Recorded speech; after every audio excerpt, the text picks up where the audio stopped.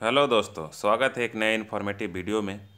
इस वीडियो में हम वही बात करने वाले हैं। लैब असिस्टेंट की जो वैकेंसी आई है उसमें 60 नंबर का जो क्वेश्चंस आने वाले हैं साइंस पोर्शंस में, उसको हम हर एक लेक्चर में कवर करेंगे। और हमारे साथ आप इस चैनल पे साइंस वीडियो को पूरे अच्छे तरह से, साइंस टॉपिक को पूरे अच्छे तरह से कवर कर पाएंगे। अब देखिए क्वेश्चंस कहाँ से आएंगे। तो क्वेश्चंस का आपको जितना हम पढ़ाएंगे उतने से ज़्यादा आने वाला है नहीं, मतलब वही इर्द गिर्द घूमता हुआ आएगा। पिछले बार का जो हाँ क्वालिफिकेशन था वो 10th क्वालिफिकेशन ही रखा गया था। एक वीडियो मैं इस पे 2 वीडियो पहले भी बना चुका हूँ, उसको मैं आई बटन पे आपको वो दिख जाएगा। तो आई बटन ऊपर में दिख रहा होगा, वहाँ से आप उसको देख सकते हैं। तो जब 10th तक का क्वालिफिकेशन था तो जो वीडियो आया था वो मतलब क्वेश्चंस आया था 8th 9th 10th, ये एनसीईआरटी बेस्ड क्वेश्चंस ही आया था, एक भी क्वेश्चंस बाहर से नहीं आया था। तो इस बार 12th बस जोड़ दिया है। तो 12th जोड़ने से कुछ नहीं हो, क्योंकि अभी भी 10th स्टैंडर्ड ही है उसका, और डिप्लोमा इन एलिमेंट्री एजुकेशन लिखा है, लेबोरेटरी टेक्नीशियन लिखा है। तो लेबोरेटरी टेक्नीशियन से जितना भी वीडियोस मतलब क्वेश्चंस बनते हैं वो मैं वीडियो में करा दूंगा। तो हमारा यहाँ पे सीक्वेंस होगा कि पहले हम देखिए ये सब एक्टिविटी भी जो एनसीईआरटी में है, तो ये एक्टिविटी बेस्ड पहले हमारा मेन मोटो होगा क्वेश्चंस कराना। तो पहले मैं 10th का 9th का 8th का 7th का ये सब सारा एक्टिविटी बेस्ड क्वेश्चन करवा दूंगा लगभग 10 15 20 वीडियो में। इसके बाद भी 11th और 12th से मैं एक्टिविटी बेस्ड क्वेश्चंस करवा दूंगा, और उसके बाद फिर ये लैब टेक्नीशियन वाला भी हम करवा देंगे। तो अब यहाँ पे समझिए, अब यहाँ पे समझने वाली बात है कि रीजनिंग एबिलिटी 15 मार्क्स का आने वाला है, जनरल अवेयरनेस 15 मार्क्स के आने वाले हैं, हिंदी 15 मार्क्स का, और इंग्लिश 15 मार्क्स का, और सब्जेक्ट स्पेसिफिक नॉलेज जो है वो 30 मार्क्स का आने वाला है। सब्जेक्ट स्पेसिफिक नॉलेज वो कितने नंबर का आने वाला है? 60 नंबर का आने वाला है। सॉरी 30 बोल दिए थे। तो देखिए आपको इसमें बहुत ज़्यादा कंफ्यूज होने का ज़रूरत नहीं है। अगर आप जेन्यून में कैंडिडेट हैं और अगर आप फॉर्म भरे हैं तो इस पे आपका खुद से कमांड होना चाहिए। अब इसमें आप लोग मत चिल्लाने लगिएगा कि सर इसकी भी वीडियो प्रोवाइड करा दो, इसकी भी वीडियो प्रोवाइड करवा दो, इसकी भी वीडियो प्रोवाइड करवा दो, इसकी भी वीडियो प्रोवाइड करवा दो। हाँ, नोट्स वगैरह जो टेलीग्राम का ग्रुप है जिस पे डिस्क्रिप्शन में दिया हुआ है वो यहाँ पे हम डाल देंगे, वो आपको अलग बात है। लेकिन आप इतना खुद से करके जाइएगा। अगर आप इसको भी यूट्यूब से अभी एग्ज़ाम पे तैयारी करने के चक्कर में रहिएगा तो आपसे नहीं हो पाएगा। आप बिना मतलब का फॉर्म भर रहे हैं, ये जाहिर सी बात है। ठीक है, तो आपको ये reasoning 15 question, general awareness, Hindi, English, ये खुद से करना पड़ेगा। और ये 60 क्वेश्चंस आप हमारे साथ करेंगे, जिसमें 50 एबव मैं आपको क्वेश्चंस अगर जितना हम यहाँ पे बताएंगे उतना कीजिएगा तो आप 50 एबव आराम से आ जाएंगे। ये मैं गारंटी और दावे के साथ कह सकता हूँ। और बाकी सिलेबस का तो कोई जानता नहीं है, हम अपने तरफ से कोशिश करेंगे, आप अपने तरफ से कोशिश कीजिएंगे और फिर एक सक्सेस मिलेगा। तो आइए हम लोग पहले क्वेश्चंस की तरफ अपने चलते हैं। तो हम लोगों का आज का पहला क्वेश्चन है वो प्रैक्टिकल बेस्ड क्वेश्चन ही है। इस प्रैक्टिकल में ऐसा कहा गया है कि ये जो है एक बर्नर लिया गया है, बंसर बर्नर इसको बोलते हैं, इसमें मैग्नीशियम रिबन को जलाया जा रहा है। तो देखिए इसमें 2-3 क्वेश्चंस बनते हैं, वो बाद में मैं आपको डिस्कस कर दूंगा अगर आप बोलेंगे तो। ये एक्टिविटी बेस्ड क्वेश्चन। तो पहला तो यही क्वेश्चंस लैब में बनता है कि मैग्नीशियम को क्या होता है, सैंड पेपर से ऐसे रगड़ा जाता है। तो क्वेश्चंस पहला पूछेगा, आपको बच्चा को बताना पड़ेगा कि इसको सैंड पेपर से क्यों रगड़ते हैं। दूसरा, इसके बाद ये जब जलता है तो ऐसे ऐसे क्या होता है, चमकदार निकलता है। तो वो पूछता है कि अच्छा इससे जो ज्वाला निकलता है वो कैसा निकलता है, डेजलिंग साउंड, ये डेजलिंग साउंड थोड़ी आवाज़ के साथ निकलती है। इसके बाद वो मैग्नीशियम जब जल जाता है तो मैग्नीशियम ऑक्साइड बनाता है, तो ये एसिडिक है या बेसिक होता है, इस तरह का क्वेश्चंस होता है। तो ये सारा जब आप लैब अटेंडेंट रहिएगा वहाँ पे ये सब चीज़ आपको आना चाहिए, क्योंकि लैब में आप सबसे पहले जाते हैं। नवोदय विद्यालय जानते हैं एक प्रेस्टिजियस स्कूल है। तो अगर चाहते हैं कि एनसीईआरटी के हर एक एक्टिविटी पे बेस्ड मैं अलग से क्वेश्चंस कुछ कर मतलब एक्टिविटी को भी एक्सप्लेन कर दूं, ताकि ताकि लैब अटेंडेंट का काम क्या होता है, लैब में जाके एक्टिविटीज़ को करवाना, तो मैं वो अलग से वीडियो बना दूंगा। और हम उम्मीद करते हैं कि लगभग 100 लोग हमारे साथ जुड़ेंगे। तो जो लोग ये जुड़ रहे हैं तो लगभग 100 लोगों को जोड़े, 100 लोग से ज़्यादा हम लोग को हमको चाहिए भी नहीं। तो ये इसको मिनिमम 100 लोग वीडियो देखने वाले हों तो ज़्यादा मज़ा आएगा। फिर ना एक क्या होगा, प्लेइंग फील्ड बनेगा ना, कि वो इतना जान रहा है, इतना जान रहा है, इस तरह से होगा। और नीचे टेलीग्राम का लिंक दिया हुआ है, वहाँ से आप लोग जुड़ें। तो देखिए यहाँ पे अगर बात करें हम, पहला क्वेश्चन आज हमारा है तो कह रहा है कि which of the following is not physical change. तो ये भी आपको बच्चों को करके दिखाना पड़ेगा। अब देखिए इतना छोटा क्वेश्चन तो आएगा नहीं, लेकिन फिर भी आपको यहाँ पे देखना है और समझना है। इसके क्वेश्चंस को समझिए। सबसे पहला कह रहा है कि जल के क्वथनांक पर जल बनना, यानी कि बॉइलिंग पॉइंट उसका क्या होना, वेपर बनना। तो हिंदी और इंग्लिश दोनों का क्वेश्चन हमेशा रहेगा, जब कभी भी आएगा एनसीईआरटी में सारा, तो आप दोनों में देख सकते हैं। अब देखिए साइंस एक ऐसा पेपर है जो बिना इंग्लिश के आप कर नहीं पाते हैं, ठीक है। जैसे कि आप बॉइलिंग पॉइंट हिंदी वाले को ही पता होता है, अच्छा बॉइलिंग मतलब खौलता है, बॉयल होता है, लेकिन अब यहाँ पे क्वथनांक लिख दिया है, जल वासन लिख दिया है, तो थोड़ा इंग्लिश में हिंदी मीनिंग टफ हमको लगता है, और जो लोग हिंदी मीडियम से पढ़े होंगे उनको तो नहीं लगता होगा। तो हम दोनों को मिला के आपको बताने का कोशिश करेंगे। तो पहला कह रहा है मेल्टिंग पॉइंट आइस का, यानी कि बर्फ़ का जल बनना, तो ये भी नहीं है, फिजिकल चेंज, ठीक है। अब देखिए ये क्वेश्चंस क्यों हम यहाँ पे लिए, ये समझिएगा। कह रहा है कि अब आप पहला ही मार दीजिएगा, कह रहा है कि अच्छा ये तो फिजिकल चेंज है नहीं, चलो फिजिकल चेंज पूरा, लेकिन क्वेश्चन निगेटिव सेंस में है।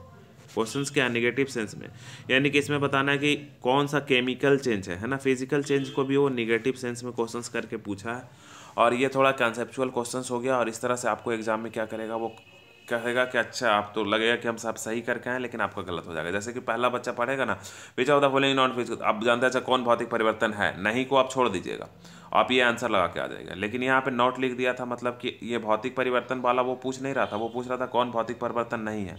तो पहला भी भौतिक परिवर्तन है, दूसरा भी परिवर्तित है, जल में लवण का विलय होना, तो ये भी भौतिक परिवर्तन है, द्रवित पेट्रोलियम गैस का दहन, कोई चीज़ को आप जला दीजिएगा तो वो केमिकल चेंज हो जाएगा, रासायनिक परिवर्तन हो जाएगा। तो पहला का आंसर कौन सा हो जाएगा दोस्तों, डी हो जाएगा। नेक्स्ट वन अगर हम बात करते हैं दूसरा क्वेश्चंस का हम अपना, तो कह रहा है कि following reactant is an example of, तो देखिए ये भी क्या है, एक रिएक्शन ही है, इसका भी एक्टिविटी एनसीईआरटी में दिया हुआ है, और एनसीईआरटी बेस्ड ये क्वेश्चंस है। तो कह रहा है निम्नलिखित अभिक्रिया का उदाहरण है किस चीज़ का, प्रतिस्थापन अभिक्रिया का, संयोजन अभिक्रिया का, उपचयन अपचयन ऑक्सीडेशन रिडक्शन का। अब देखिए ये रिडॉक्स रिएक्शन, जिस रिडॉक्स रिएक्शन किसको बोलते हैं, जिसमें ऑक्सीडेशन भी होता है और प्लस रिडक्शन भी होता है। और ये पक्का जो एग्जाम में कौन सा आएगा वो एनसीईआरटी बेस्ड क्वेश्चंस आएगा। हम आपको क्वेश्चंस का सेलेक्ट करते हैं, फिर पीपीटी बनाते हैं और फिर आपको बताते हैं। ऐसा नहीं है कि हम कहीं से भी पीडीएफ उठाएं, बोलिए सिलेक्शंस के लिए पक्का, ऐसा कोई यहाँ पे है नहीं। तो हम जब कोई वीडियो लेके आएंगे तो वो उसी तरह का वीडियो रहेगा, आपको पता है सब लोगों को, जो लोग हमारे साथ जुड़े हुए हैं। तो यहाँ पे अच्छा सॉरी मिटा दी है गलती से, कह रहा है कि डिस्प्लेसमेंट रिएक्शन है ये या फिर कॉम्बिनेशन रिएक्शन है। तो डिस्प्लेसमेंट रिएक्शन क्या बोलते हैं, जब एक को दूसरे से कोई हटा देता है तो उसको डिस्प्लेसमेंट रिएक्शन बोलते हैं। तो देखिए यहाँ पे ऑक्सीजन ये हाइड्रोजन को क्या कर दे रहा है, हटा दे रहा है। देखिए नाइट्रोजन के साथ क्या आ जा रहा है, ऑक्सीजन आ रहा है। तो ये प्रतिस्थापन अभिक्रिया तो है, लेकिन ये आंसर 1 2 3 4 नहीं है, यहाँ पे भी एक से ज़्यादा भी सही हो सकता है, ये वाला क्वेश्चन है यहाँ पे, क्योंकि एक के साथ 4 भी हो सकता है, एक के साथ 3 भी हो सकता है, और 2 के साथ 3 हो सकता है, 3 के साथ 4 हो जाता है। पहला तो हमको सही दिख रहा है। अब दूसरा अगर हम देखें तो कह रहा है संयोजन अभिक्रिया है, ठीक है, कॉम्बिनेशन रिएक्शन तो नहीं, कॉम्बिनेशन अभिक्रिया तो है नहीं। कॉम्बिनेशन अभिक्रिया का मतलब क्या, मैग्नीशियम प्लस ऑक्सीजन, तो ये बन जाता है मैग्नीशियम ऑक्साइड, तो ये हो गया कॉम्बिनेशन रिएक्शन, ठीक है, यानी कि संयोजन अभिक्रिया। यहाँ पे कोई संयोजन हो नहीं रहा, दो अलग अलग थे, अलग अलग प्रोडक्ट भी अभी भी आ रहा है, तो प्रतिस्थापन हो रहा है। तो रिएक्शन कितने टाइप का होता होगा ये पता होगा आपको, ठीक है, displacement reaction, combination reaction, double displacement reaction, oxidation reaction, reduction reaction, ये सब आपको पता होगा। रिडॉक्स रिएक्शन तो उपचयन अभिक्रिया, हाँ, तो इसमें ऑक्सीडेशन भी हो रहा है, रिडक्शन भी हो रहा है, ठीक है। ये कैसे होता है इसका अगर कंसेप्ट आपको नहीं पता होगा तो हम आपको बता देंगे, और एग्जाम में क्वेश्चन आएगा ना तो एग्जैक्ट यही कॉपी आ जाएगा, क्योंकि एनसीईआरटी का एक बुक आता है एग्जाम्पलर, तो एग्जाम्पलर का ये सारा है, तो एनसीईआरटी में ही ये ऑब्जेक्टिव दिया हुआ और एनसीईआरटी का ही ये कंसेप्ट है आपके पास। तो पहला भी सही है, तीसरा भी सही है। न्यूट्रलाइजेशन रिएक्शन तो नहीं है ये, तो ये इसका आंसर कौन हो जाएगा, सी नंबर, पहला और तीसरा इसका क्या है, सही है। नेक्स्ट वन अगर हम बात करते हैं तो कह रहा है which of the following statement are true, यानी कि दी हुई अभिक्रिया में निम्नलिखित में से कौन सा कथन सही है। तो यहाँ पे भी इतना कथन दिया है, फिर ऑप्शन पूछा है कि 1 2 3 1 2 3 इस तरह से। तो हम लोग यहाँ पे पहले देखते हैं कि हुआ क्या, तो समझिए पहले। तो ये आयरन है और ये क्या है, जल है ना, ये आयरन और ये वाटर है। अब ये दोनों रिएक्शन हुआ तो आयरन के साथ ऑक्सीजन क्या हो गया, जुट गया और हाइड्रोजन गैस बाहर निकल गया, पहला चीज़ समझिएगा, ठीक है। यानी कि आयरन का ऑक्सीडेशन हुआ, आयरन का क्या हुआ, ऑक्सीडेशन हुआ। तो कोई चीज़ का जब ऑक्सीडेशन होता है तो रिडक्शन भी होता है, और इसी को क्या बोलते हैं, रिडॉक्स रिएक्शन बोलते हैं, इसी को क्या बोलते हैं, रिडॉक्स रिएक्शन बोलते हैं। तो यहाँ पे समझिए पहला क्वेश्चन देखिए क्या कह रहा है, पहला ऑप्शन कह रहा है आयरन मेटल गेट ऑक्सीडाइज। तो हाँ देखिए यहाँ पे आयरन अकेले था, इधर आयरन के साथ क्या हो गया, ऑक्सीजन लग गया, तो ये आयरन मेटल का क्या हुआ, ऑक्सीकरण हुआ, तो ये बिल्कुल सही है। अब आप समझ रहे होंगे सर आप इतना हार्ड हार्ड क्वेश्चंस क्यों करवा रहे हैं। अरे तो ये 10th लेवल का क्वेश्चंस है और लैब अटेंडेंट में यही सब क्वेश्चंस आता है। आपको कुछ नहीं होता है ना तो आप आंसर भी रट के चल जाइएगा ना तो आप एग्जाम में बहुत अच्छे से कर लीजिएगा। ठीक है, आप आंसर भी रट के चल जाइएगा तो एग्जाम में क्या कीजिएगा, बहुत ही अच्छे से कर लीजिएगा। तो थर्ड का हम यहाँ पे देख रहे हैं तो हमारा पहला कह रहा है कि आयरन धातु ऑक्सीकृत हो रही है, तो बिल्कुल सही है। यहाँ आयरन के साथ ऑक्सीजन नहीं था, यहाँ ऑक्सीजन आ गया, तो ये पहला हमारा क्या है, सही है। नेक्स्ट वन कह रहा है वाटर रिड्यूस हो रहा है, यानी कि जिससे ऑक्सीजन हटता है उसको रिडक्शन बोलते हैं। देखिए यहाँ हाइड्रोजन के साथ क्या था, ऑक्सीजन लगा हुआ था, वाटर के साथ यहाँ हाइड्रोजन क्या हो गया, हट गया। तो ये दूसरा नंबर पहला भी सही है हमारा। दूसरा भी सही है कि जल क्या हो रहा है, अपचयित हो रहा है, जल से पानी क्या हो रहा है, निकल रहा है। तो आंसर आप देखिए ये दोनों तो पहले ही छट गया। अब हमारा तीसरा या तो सही है नहीं तो चौथा सही है। तो तीसरा चौथा देखिए यहाँ पे water is acting as reducing agent, water is acting as oxidising agent. देखिए तो जो एजेंट का मतलब क्या होता है, कोई काम को करने वाला। तो ऑक्सीडेशन होने के लिए कौन सा क्या ज़रूरत पड़ता है, अभी हम लोग पढ़ें कि ऑक्सीडेशन होने के लिए, ऑक्सीकृत होने के लिए ऑक्सीजन की ज़रूरत पड़ता है। यहाँ पे ऑक्सीजन नहीं है आयरन में, और इसको ऑक्सीजन ऑक्सीकृत होने के लिए इसमें ऑक्सीजन लगा तो ये ऑक्सीकृत हो गया। लेकिन ये ऑक्सीजन आया कहाँ से, तो ये ऑक्सीजन को किसने दिया, पानी ने दिया। तो जो देता है वो एजेंट बन जाता है। ठीक है, तो देने वाला एजेंट बन जाता है। तो यहाँ पे एजेंट कौन है बताइए, जल। तो जल जो है वो ऑक्सीकारक के रूप में कार्य कर रहा है। जल किसके रूप में कर रहा है, ऑक्सीकारक में, क्योंकि वो ऑक्सीजन को प्रोवाइड कर रहा है। Water is acting as oxidising agent, agent का मतलब उस चीज़ को प्रोवाइड करने वाला। तो इसका जो आंसर हो जाएगा दोस्तों वो सी नंबर हो जाएगा। अगर आपको लगता है कि हाँ ये सब क्वेश्चन आ सकता है तो आपको कोई कन्फ्यूजन है तो इसमें ज़रूर बताइएगा। अगर आपको थ्योरी में कोई कन्फ्यूजन है तो फिर से आप बताइएगा, मैं इसका थ्योरी भी पढ़ा दूंगा। इसमें कोई बहुत बड़ा हमको परेशानी नहीं है, ये सब बहुत ही आसान सा चीज़ है। हाँ, मैं एक्टिविटीज़ वाइज 1 2 3 4 लेक्चर में एनसीईआरटी को समझा दूंगा तो आप वो हो जाएगा। तो कितने लोग वो बुक को भी पढ़ना चाहते हैं थ्योरेटिकल, वो नीचे कमेंट कीजिएगा। एक कमेंट होगा उसमें आप लोग यस यस लिखते जाइएगा तो हम देख लेंगे कि हाँ हम बुक पढ़ना चाहते हैं। अगर 50-60 लोग होंगे बुक पढ़ने वाले तो हम उनको ऐसे ही पढ़ा दूंगा, जितना टाइम मिलेगा उसमें हमको कोई दिक्कत नहीं है। नेक्स्ट वन अगर हम लोग चौथा नंबर क्वेश्चन की बात करें तो विच of the following is exothermic reaction, निम्नलिखित में से कौन सा प्रक्रम उष्मा छेपी है जिससे उष्मा निकल रहा है। तो ये भी एक एक्टिविटी बेस्ड क्वेश्चन है। चैप्टर 10 के चैप्टर 1 में करना है कि एक पानी ले लेना है और पानी में क्या करना है, चूना पत्थर डालना है। ठीक है, चूना पत्थर क्या करना है, डालना है। ठीक है, तो चूना पत्थर जब इसमें आप डालते हैं, जैसे दिवाली के टाइम आप घर में ला के चूना किसी बर्तन में डाले होंगे तो बर्तन पूरा क्या हो जाता है, हीट हो जाता है। बर्तन क्या हो जाता है, हीट हो जाता है, इसमें कैल्शियम ऑक्साइड का फॉर्मेशन हो जाता है। ये कैसे होता है ये हम लोग अभी देखेंगे, वो आगे चल के calcium oxide, calcium hydro oxide कि बहुत कुछ यहाँ पे बनता है। तो आइए हम लोग बात करेंगे कैल्शियम ऑक्साइड से कैल्शियम हाइड्रो ऑक्साइड कैसे बनता है, CaOH का Hal2 कैसे बनता है। तो ये एक तरह का पूरा एक्टिविटी है यहाँ पे बेस्ड। तो एक्टिविटी पे हम डिटेल में नहीं जा रहे हैं, बस हम आपको यहाँ पे ये क्वेश्चंस बनाना सिखा रहे हैं। तो कह रहा है कि which of the following is exothermic reaction, ऊष्मा छेपी यानी कि कौन सी अभिक्रिया से ऊष्मा निकलता है। तो कह रहा है कि reaction of water with quicklime. ठीक है, क्विकलाइम और सेलेक्टलाइम के बारे में भी हम आगे चल के बताएंगे, तो वो सारा कंसेप्ट आपको क्लियर हो जाएगा। तो बिना बुझे हुए के साथ जल की अभिक्रिया, तो अभी तो बताएं कि दिवाली में जब चूना ला के डालते हैं तो उसमें क्या होता है, बर्तन गर्म ही हो जाता है। तो पहला तो हमारा सही ही है, तो ये ऑप्शन ऐसे भी नहीं होगा, ये ऑप्शन ऐसे भी नहीं होगा। या तो आप पहला के साथ दूसरा सही होगा, नहीं तो चौथा सही होगा। ठीक है, तो दूसरा नहीं तो चौथा। तो बताइए इसमें से आप पढ़ ही लिए होंगे। तो पहला के बाद दूसरा क्या कहता है, एक अम्ल तन्यकरण है, dilution is an dilution of N acid. तो हाँ, डायलूशन ऑफ एसिड क्या है, ये भी एक अम्ल का तन्यकरण। कोई भी जैसे कि आप बोलते हैं ना, अम्ल ले लेते हैं और इसमें पानी हम लोग डालते हैं तो क्या होता है, हीट निकलता है। इसीलिए बोला गया है कि एक ही साथ बहुत ज़्यादा पानी नहीं डालना चाहिए, या एसिड में थोड़ा, बहुत ज़्यादा एसिड नहीं, पानी में थोड़ा थोड़ा एसिड डालना चाहिए। ऐसा करके हम लोग पढ़े थे। तो पहला और दूसरा हमारा क्या है, सही है। तो पहला दूसरा ए नंबर ऑप्शन में है, तो यही क्या होगा, सही होगा। अब इवापोरेशन ऑफ वाटर, तो देखिए वाटर का जब आप गर्म करते हैं तो इसमें आप उष्मा देते हैं, निकलता नहीं है, तो ये तो ऐसे भी गलत हो गया। ये उष्मा छेपी अभिक्रिया नहीं है, उष्मा अपशोषी अभिक्रिया है। कपूर का उड़ना, तो इसको भी गर्म करते हैं तब ऐसा होता है। गर्म करने से डायरेक्ट कपूर क्या है, भाप बन जाता है। सॉलिड से डायरेक्ट क्या हो जाता है, गैस बन जाता है, लिक्विड स्टेट आता ही नहीं, तो इसलिए इसका नाम क्या होता है, सब्लिमेशन। ठीक है, उधर पातन।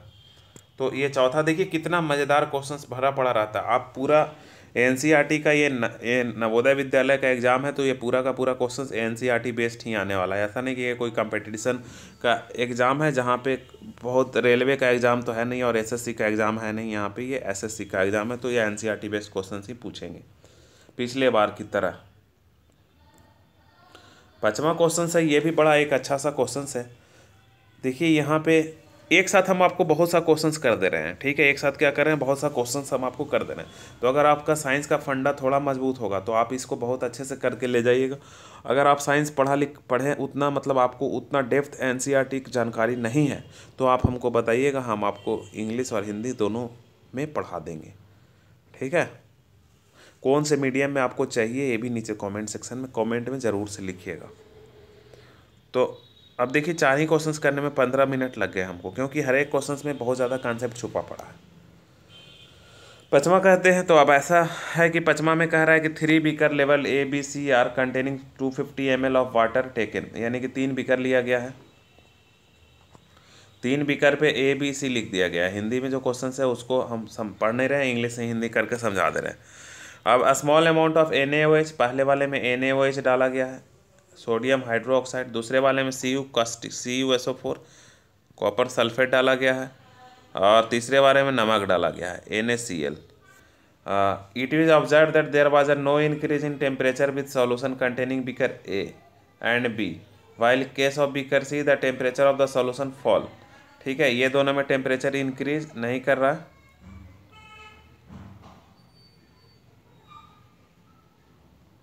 अच्छा, ये दोनों का टेम्परेचर बढ़ा। It was observe that the what the increase in the temperature of solution, और इसका टेम्परेचर क्या हुआ, घटा।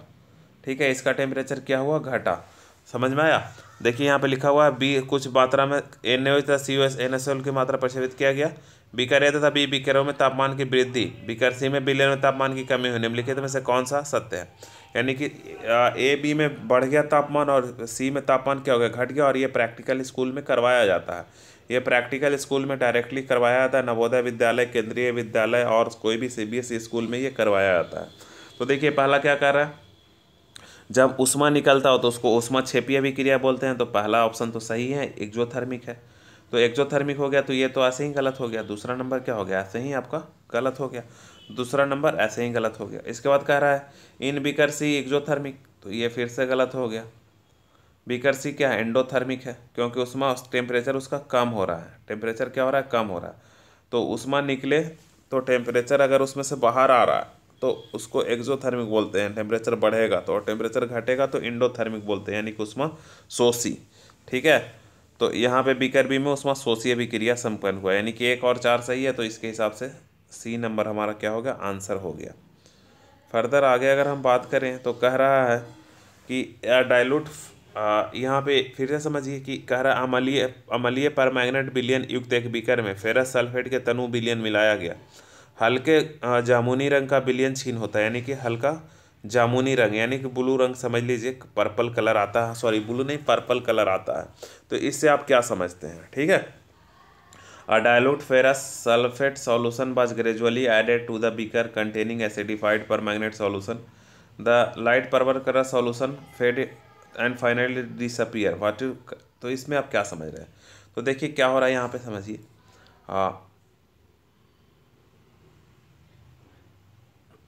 पहले से यहाँ पे KMnO4 अवेलेबल है। ये सब 10th लेवल का क्वेश्चन है, बड़ा ही मज़ेदार है। और इसमें फेरस सल्फेट डाला जा रहा है FeSO4। तो ये क्या होगा, डबल डिस्प्लेसमेंट रिएक्शन हो गया। ये क्या होगा, डबल डिस्प्लेसमेंट रिएक्शन, यानी कि दो द्विविस्थापन प्रक्रिया अभिक्रिया जो होता है वो इसमें हो रहा है। देखो यहाँ पे FeSO4 प्लस KMnO4 दोनों मिलाया जाता है। तो ये दोनों एक दूसरे को क्या कर देगा, डिस्प्लेस कर देगा। तो कह रहा है KMnO4 इज ऑक्सीडाइजिंग एजेंट, इस oxide FeSO4 act as oxidising agent. तो देखिए जिसका ऑक्सीडेशन होगा वो रिड्यूसिंग एजेंट के जैसा काम करेगा। एजेंट जो होगा, क्योंकि उस ऑक्सीजन प्रोवाइड किया नहीं है, उसको ऑक्सीजन मिला है। तो यहाँ पे आपका आंसर जो होगा वो कौन होगा, तो देखिए एक बार हम इरेज कर लेते हैं। अब पहला समझिए, KMnO4 ऑक्सीडाइजिंग एजेंट है, यानी ठीक है, इसका FeSO4 का क्या हुआ, ऑक्सीडेशन हुआ। FeSO4 एक्ट एंड ऑक्सीडेशन, नहीं ये तो गलत है, ये सही है। ठीक है। KMnO4 ऑक्सीडाइजिंग एजेंट है। जब एक रिएक्टिविटी सीरीज आप देखिएगा उसमें से इसका और इसका आपका जो रिएक्टिविटी सीरीज 9th में पढ़ना है उसके हिसाब से ये रिएक्ट कर एक दूसरे को मेटल क्या कर रहा है, डिस्प्लेस कर रहा है। हायर अभिक्रिया सीरीज वाले मेटल लोअर वाले को क्या कर देते हैं, डिस्प्लेस कर देते हैं। तो ये हो गया छठा। के बाद सतमा में अगर बात करें तो सतमा देखिए, विच of the following is double displacement reaction. अभी हम लोग बात ही कर रहे थे द्वितीय विस्थापन प्रक्रिया। तो देखिए पहला द्वितीय विस्थापन प्रक्रिया है कि नहीं, आप खुद ही देख के बता सकते हैं। तो पहला द्वितीय विस्थापन प्रक्रिया है नहीं है, क्योंकि यहाँ पे पीबी अकेले है, इसमें से तो कोई विस्थापित हो रहा है, लेकिन कॉपर में से कोई विस्थापित हो के इसमें लग जा रहा है, दोनों में इंटरचेंज नहीं हो रहा है। देखिए ये डबल विस्थापन प्रक्रिया है। कैसे, तो Na2 नहीं नहीं नहीं नहीं नहीं नहीं नहीं हाँ है, Na के साथ SO4 लगा था, Na के साथ यहाँ क्या हो गया, Cl हो गया, और Ba के साथ यहाँ Cl लगा हुआ था, Ba के साथ SO4 हो गया। तो ये है, ये भी नहीं है, दो मिल के एक हो जा रहा है, और ये भी नहीं है, ये भी नहीं है। ठीक है, तो इसका आंसर जो हो जाएगा 7th नंबर का वो क्या होगा, सिर्फ और सिर्फ 2 नंबर। तो 2 नंबर का मतलब ये हो गया। ठीक है, इसको आप डबल डिस्प्लेसमेंट नहीं समझ लीजिएगा कि ये डबल डिस्प्लेसमेंट है नहीं। ठीक है, डबल डिस्प्लेसमेंट का मतलब होता है दो मेटल और उसके आयंस एक दूसरे से क्या हो जाए, इंटरचेंज हो जाए। यहाँ पे कोई भी मेटल आ रहा है, नहीं आ रहा है। 8वां की अगर बात करें हम तो कह रहा है कि सूर्य की उपस्थिति में सिल्वर क्लोराइड, तो ये भी एक प्रैक्टिकल बेस्ड क्वेश्चन है। ठीक है, प्रैक्टिकल बेस्ड क्वेश्चन है जो आपका थंबनेल में दिख रहा होगा, एक ऐसे करके लगा हुआ है बीकर वाला, जो वो थंबनेल बेस्ड क्वेश्चन है। तो ये भी 10th के NCERT का ही क्वेश्चन है, चैप्टर 1 का। तो चैप्टर 1 आपको NCERT बेसिकली यहाँ पे पढ़ के जाना बहुत ही ज़रूरी है अगर आप इसमें सिलेक्शन लेना चाहते हैं। अगर आप सिलेक्शन लेना चाहते हैं तो आप इसमें आराम से कर सकते हैं। तो NCERT आपको बेसिकली पढ़ना ज़रूरी है, ये हम बताना चाह रहे हैं। सूर्य प्रकाश की उपस्थिति में, तो यहाँ पे देखिए क्या होता है ना, ट्रू। तो सिल्वर क्लोराइड में अपघटन, सिल्वर क्लोराइड, तो देखिए AgCl, तो AgCl पे जब लाइट पड़ता है तो सिल्वर क्या होता है, अलग हो जाता है, और क्लोरीन गैस अलग निकल जाता है। तो आप समझिए इसका आंसर देखिए, आप खुद ही निकाल लीजिएगा आप। ठीक है, आसमा का क्या करा, सिल्वर क्लोराइड का अपघटन के बनने से। ठीक है, तो बात सही है। सिल्वर क्लोराइड का उधरपातन नहीं, उधरपातन मतलब सब्लिमेशन थोड़ी ना हो जाता है। सिल्वर क्लोराइड के क्लोरीन गैस से विघटन। ठीक है, decomposition of chlorine gas from silver chloride, इसके बारे में कुछ हम सोच सकते हैं, इसके बारे में हम अभी कुछ सोच सकते हैं, क्योंकि ऐसा ही हो रहा है। देखो पहला क्या कर रहा है, सिल्वर क्लोराइड का अपघटन हो रहा है, और सिल्वर क्लोराइड से क्लोरीन गैस का विघटन, तो क्लोरीन गैस का विघटन भी हो रहा है। इसके बाद क्या कह रहा है, सिल्वर क्लोराइड का ऑक्सीकरण, तो सिल्वर क्लोराइड का यहाँ पे ऑक्सीकरण नहीं हो रहा है। ठीक है, तो यहाँ पे इसका वैकेंसी +1 था, तो इसका रिडक्शन हो रहा है, तो ये चौथा भी गलत हो गया। अब पहला और तीसरा में कन्फ्यूजन है, तो तीसरा भी क्या है, गलत है। इंग्लिश में देखिए डिकम्पोजिशन ऑफ क्लोरीन गैस, ठीक है, फ्रॉम सिल्वर क्लोराइड। ठीक है, तो सिल्वर क्लोराइड से इसका डिकम्पोजिशन नहीं हो रहा है,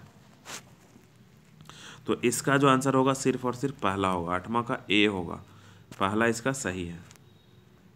नेक्स्ट वन अगर हम लोग बात करते हैं तो देखिए ये बहुत से बच्चों को ऊपर सिर के ऊपर से जा रहा होगा कि एक सार इतना लेवल का आप कैसे पढ़ा दे रहे हैं। तो देखिए इसके लिए आपको NCERT पढ़ना जरूरी है। अगर NCERT का आपका कंसेप्ट नहीं है तो आप पहला वीडियो देखने के बाद ही नीचे कमेंट सेक्शन में कमेंट कर दीजिए, हम NCERT का एक प्रॉपर लेक्चर बना देंगे अगर 10 20 30 कमेंट्स भी आ गए तो कि NCERT का। ठीक है, और ऐसे आप बिना मतलब का आप खुश होने के लिए कुछ भी पढ़ते रहिएगा तो वो तो अलग बात है, क्योंकि प्रीवियस ईयर क्वेश्चंस देख लीजिए, हम भी देखे हैं, जो भी क्वेश्चंस थे वो NCERT से ही थे।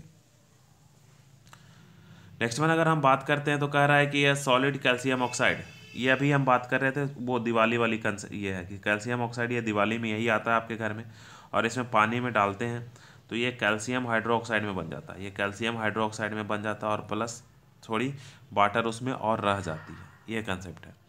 तो कह रहा है कि ठोस कैल्शियम ऑक्साइड हम लोग ये ले लिए CO, इस वाटर के साथ क्या करता है, रिएक्ट करता है और कैल्शियम हाइड्रोक्साइड बनाता है, वो हम ऑलरेडी लिख चुके हैं।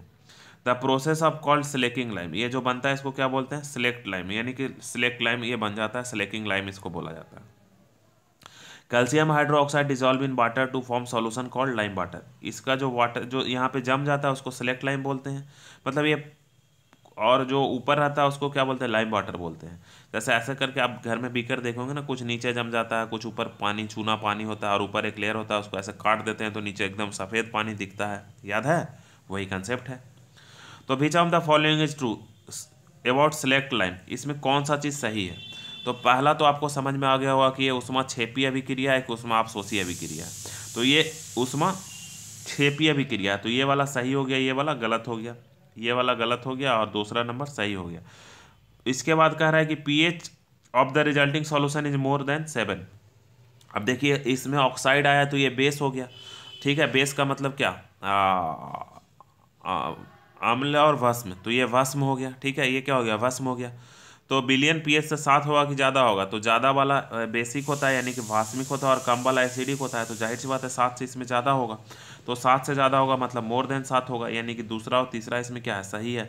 तो दूसरा तीसरा सही है, तो नौमा का कौन सा आंसर हो जाएगा, देखो बताओ बताओ, तो नौमा का क्या होगा, बी हो जाएगा सही। तो इतना ज़्यादा आप पढ़ के जाइएगा।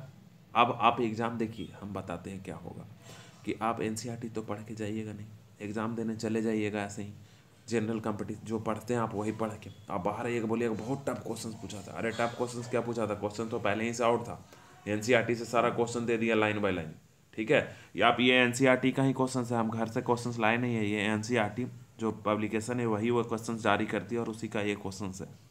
तो इतना सारा मैं क्वेश्चंस करवा दूंगा ना कि आप एकदम खुद ब खुद टैलेंटेड हो जाइएगा, आप सीट आपकी वहाँ पे रिजल्ट होने के चांसेस ज़्यादा रहेंगे। अगर 10वां में हम लोग बात करें तो कह रहा है बैरियम क्लोराइड, ये भी एक एक्टिविटी बेस्ड क्वेश्चन है, जितना भी एक्टिविटी बेस्ड क्वेश्चन है वो आपको करके जाना बहुत ही जरूरी है।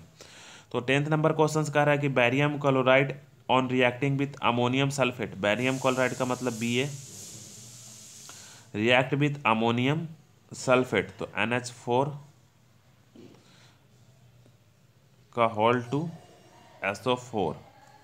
आगे कह रहा है फॉर्म अ बैरियम सल्फेट, तो ये बनाता है बैरियम सल्फेट BaSO4। ये कैसे हो रहा है, तो ये बेसिक्स ऑफ केमिस्ट्री का एक हमारा लेक्चर है, वो उसका मैं यहाँ पे अपलोड कर दूंगा उसको, वो आप देख लीजिएगा तो फिर आपको ज़्यादा कंसेप्ट हो जाएगा ये वैलेंसीज के बारे में। विच of the following is correctly, ये क्या मतलब इसके बारे में कौन सा करेक्टली कह रहा है। तो यह एक विस्थापन अभिक्रिया है, तो हम मान लेते हैं कुछ देर के लिए विस्थापन अभिक्रिया है, ठीक है, लेकिन अगर डबल डिस्प्लेसमेंट दे देगा तो वो ज़्यादा सही हो जाएगा। तो चौथा में हमको दिख गया, तो 1 नंबर गलत हो गया, चौथा क्या हो गया, सही हो गया। अब क्या कह रहा है कि ये कॉम्बिनेशन रिएक्शन है या प्रिसिपिटेशन रिएक्शन है। प्रिसिपिटेशन का मतलब होता है नीचे ये बनना, प्रिसिपिटेट कुछ नीचे जम जाता है, इसको प्रिसिपिटेशन रिएक्शन बोलते हैं। तो ये कैसा अभिक्रिया ये बताइए। तो ये जो है एक प्रिसिपिटेशन रिएक्शन ही है, इसमें प्रिसिपिटेट का क्या होता है, फॉर्मेशन होता है, इसमें प्रिसिपिटेट का क्या होता है, फॉर्मेशन होता है। तो दूसरा और तीसरा इसका सही है, यानी दूसरा और चौथा सही है, तो मतलब इसका आंसर कौन सा हो जाएगा, डी हो जाएगा दोस्तों, इसका आंसर कौन सा हो जाएगा, डी हो जाएगा, ये आपको याद रखना है। नेक्स्ट वन अगर हम बात करें 11 नंबर में, तो इलेक्ट्रोलिसिस में वाटर डिकम्पोज कैसे होता है, ये भी एक्टिविटी का ही क्वेश्चन है। देखिए ये भी एक प्रैक्टिकल करवाया जाता है बच्चों को, तो ये इसका आंसर हम डायरेक्ट आपको बता देते हैं कि एनोड और कैथोड जो होता है, ठीक है, एनोड और कैथोड पे जो ऑक्सीजन, हाइड्रोजन और ऑक्सीजन जो एक्यूमुलेट होता है, तो सीधा सा समझिए ना, H2O को आप ब्रेक कीजिएगा तो क्या बनेगा, हाइड्रोजन गैस और प्लस ऑक्सीजन गैस। तो यहाँ पे 2 है, यहाँ पे 2 है, यहाँ पे 1 है, तो यहाँ पे इसको 2 हम बना देंगे और इसको कितना बना देंगे 2, यानी कि 2 हाइड्रोजन हो रहा है, तो 1 क्या और ऑक्सीजन। तो कह रहा है कि हाइड्रोजन और ऑक्सीजन मतलब ये हम समीकरण, आप बोले ना कि समीकरण को समतुल्य करना, ठीक है, इक्विवेलेंट करना, दोनों तरफ जितना हाइड्रोजन ऑक्सीजन, ये 10th में पढ़े होंगे आप लोग। तो समीकरण संतुलित समीकरण, तो ये संतुलित समीकरण के आधार पे हम किए, तो 11th का आंसर जो हमारा हो जाएगा वो बी हो जाएगा। 2 हाइड्रोजन बन रहा है तो 1 क्या हो रहा है, ऑक्सीजन बन रहा है। ये भी एक प्रैक्टिकल का क्वेश्चन ही है। नेक्स्ट वन अगर हम आगे चलें तो कह रहा है कि which of the following are endothermic reaction. Endothermic का मतलब उष्मा शोषी, किसमें उष्मा को आपको डालना पड़ता है, यानी कि किसमें टेम्परेचर कम होता है, सीधा सा आप याद रखिए। तो सल्फ्यूरिक अम्ल का तनुकरण, तो बाप रे बाप, इसमें तो एसिड निकलता, एसिड में जब हम कुछ ज़्यादा डालते हैं तो आग निकलता है, आपको पता है, ये तो गलत हो गया। शुष्क बर्फ का उदरपारण, सब्लिमेशन ऑफ ड्राई आइस, तो ये अभी सब्लिमेशन ऑफ ड्राई आइस, तो हाँ ये होता है, ठीक है। तो ये आंसर आपका क्या होगा, सही होगा, ठीक है, आंसर क्या होगा, सही होगा। इसके बाद है कंडेंसेशन ऑफ वाटर, तो नहीं, ये भी नहीं है, जल वाष्प। उसके बाद कह रहा है कि इवापोरेशन ऑफ वाटर, तो ये है एंडोथर्मिक एक्सोथर्मिक। अरे इसमें कुछ गलत हो रहा है, एक सेकेंड।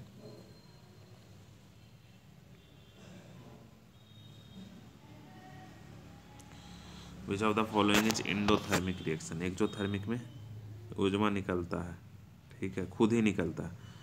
ऊष्मा शोषी, जिसमें हमको ऊष्मा देना पड़ता है, हाँ तो ये सही है।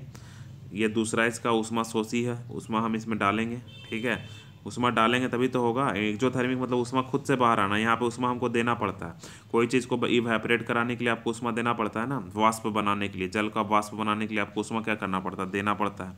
शुष्क बस का उरा पावन, तो बस को जब आप गर्म करिएगा तभी तो होगा। और जल वाष्प को संघनन करने के लिए उसको ठंडा करना पड़ेगा, यानी कि उसमें से टेम्परेचर बाहर निकालना पड़ेगा, देना नहीं पड़ेगा, ठीक है।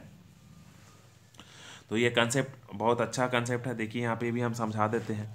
मान लो कि ये पानी है, इसमें नीचे से ऊष्मा आप दे रहे हैं, तो ये क्या बन जाएगा, वाष्प। तो ये इसमें से ऊष्मा हम दिए, यानी कि ऊष्मा इसने सोखा, तो ये ऊष्मा शोषी अभिक्रिया यानी कि एंडोथर्मिक। अब ये वाष्प में से ऊष्मा हम बाहर खींचने लगेंगे, धीरे धीरे बाहर निकाल लेंगे, ठीक है। ऊष्मा क्या करेंगे, निकालेंगे कैसे, ठंडा करके।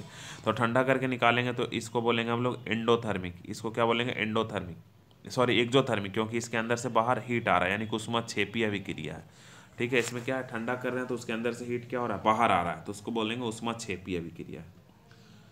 नेक्स्ट वन अगर हम 13 में बात करें तो कह रहा है कि जलीय पोटेशियम आयोडाइड तो जलीय लेड नाइट्रेट। ये भी एक एक्टिविटी बेस्ड क्वेश्चन है, 10th में ही पढ़ना है, यानी कि 10th में जितना एक्टिविटी बेस्ड क्वेश्चन है वो मैं सब आज आपको करवा दिया। अब आप पे ये डिपेंड करता है कि आप ये पढ़े हैं कि नहीं। अगर आप नहीं पढ़े हैं तो तुरंत से नीचे कमेंट सेक्शन में ये पूरा लेक्चर देखने के बाद कर दीजिएगा कि हम नहीं पढ़े हैं, तो पहले मैं इसका थ्योरी पढ़ा दूंगा, तब मैं वीडियो लेके आऊँगा, ठीक है। हमको आपको पता है कि हमको व्यू से बहुत ज़्यादा मतलब होता नहीं है, बस आप कोई फ़ायदेमंद हो जाए इसी पे लिए मैं वीडियो हमेशा बनाते रहता हूँ, छोटी छोटी। तो कह रहा है कि जलीय पोटेशियम आयोडाइड तथा जलीय लेड नाइट्रेट के मध्य विस्थापन अभिक्रिया में लेड आयोडाइड पीला अपशिष्ट बनाता है। हाँ बिल्कुल सही है, बनाता है, एक्टिविटी में हम लोग देखे हैं। तो कह रहा है इस प्रक्रिया, तो ये स्कूल में करवाया भी जाता है, हम जब पढ़ाते थे स्कूल्स में तो ये करवाते थे। तो यदि लेड नाइट्रेट उपलब्ध ना हो तो आप लेड नाइट्रेट के स्थान पर क्या प्रस्तुत करेंगे। तो लेड नाइट्रेट पे ये सीधा सा मतलब प्रैक्टिकल का क्वेश्चन से आप इसका आंसर ही याद कर लीजिए कि लेड नाइट्रेट जब आपके पास ना हो तो लेड एसीटेट का आप यूज कर सकते हैं, ठीक है। लेड नाइट्रेट का एसीटेट कर सकते हैं। ये इनसोल्यूबल है ही तो इसको यूज क्यों करेंगे, ये पहले ही तो आपको दे दिया है ना हिंट। और लेड के जगह लेड ही का कोई कंपाउंड यूज़ करेंगे तो ये अमोनियम नाइट्रेट भी नहीं यूज़ करेंगे, पोटेशियम सल्फेट भी यूज़ नहीं करेंगे, लेड का ही कोई कंपाउंड हमको लेना पड़ेगा। करा विच of the following gases can be use for storage fresh sample of an iron for long time, ठीक है। तो इसको इससे गैस में रखते हैं, बताओ। तो ये इसका आंसर भी आप रख लीजिए, हीलियम और नाइट्रोजन में इसको रखा जाता है। ऐसे भी कोई चीज़ का परिरक्षण नाइट्रोजन में फूड बायोग्राफी का करते हैं, ये देख लीजिए, आपको पता ही होगा। तो ये एक छोटा सा क्वेश्चन था। अब 15 की अगर बात हम लोग बात करें, 15 की अगर बात करें